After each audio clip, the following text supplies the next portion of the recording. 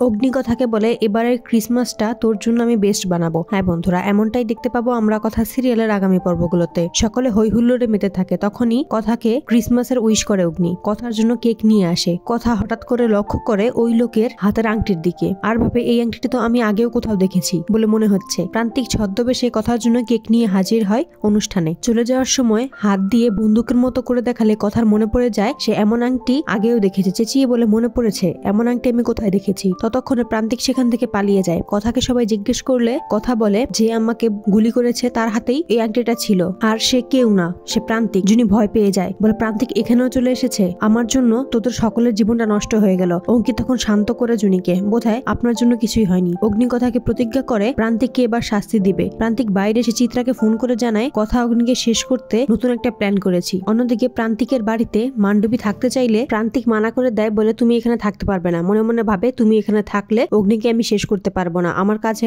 বাধা হয়ে দাঁড়াবে তুমি। অগ্নিকে কথা সকল কিছু বলে কিভাবে প্রান্তিককে ধরা যায়, সেই অনুযায়ী প্রান্তিকের পিছু করে, আর পিছু নিয়ে জানতে পারে সবকিছু প্রান্তিক চিত্রার কথাই করেছে। তো বন্ধুরা, তোমরা এটাই তো চাও যেন চিত্রার কাজ অব্দি যেতে পারে কথা আর অগ্নি? কমেন্টে জানাও।